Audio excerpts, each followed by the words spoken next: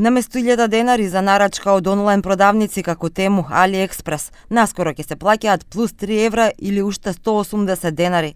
Ќе се плаќа 18% ДДВ за нарачките од странство кои се под 22 евра, кои досега беа ослободени. Измените на законот за додадена вредност вчера го поминаа првиот филтер во собранието, а за вторник е закажана пленарна седница на која пратениците треба да ги изгласаат. Законот ќе важи после неколку дена, односно по објавувањето во службен весник. Тоа ќе значи поскапување за сите производи кои досега не се одоночуваа. Има еден вид на импакт кон потрошувачите, затоа што кај нив ќе се покачи цената на чинење на производите кои се базично ефтини, не само ДДВ-то, туку и административната такса, односно и спораката кој ќе стигне докај потрошувачите. И очекувам да нашите граѓани веќе почнат да барат и некои трети земји како солуција на овие производи или нешто да се подпомогне таа сива економија. Само во јуни македонските граѓани нарачале 250 тони стока преку Тему. Од нив 95 тони биле во вредност по 22 евра и за нив не е платено ништо.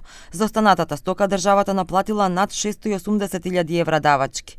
Увозот од Кина пак до август годинава пораснал за 15,7% или во земјава е влезена кинеска стока вредна околу 800 милиони евра.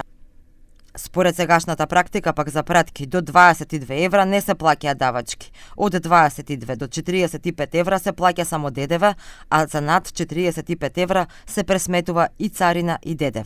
Но според Бауш, оваа мерка нема да има голем импакт врз економијата.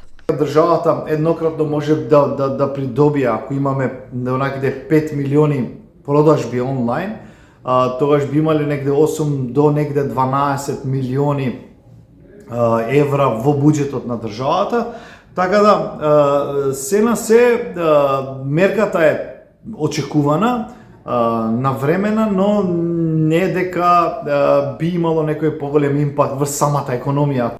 Инаку и Европа става царинска кочница на ефтиниот кинески шопинг. Европската унија започна постапка за промена на царинските правила, која целосно ќе го укине сегашното ослободување од давачки за пратки до 150 евра. Министрите за финансии согласија укинување на царинското ослободување уште во првиот квартал од 2026 година, 2 години порано од првично планираното.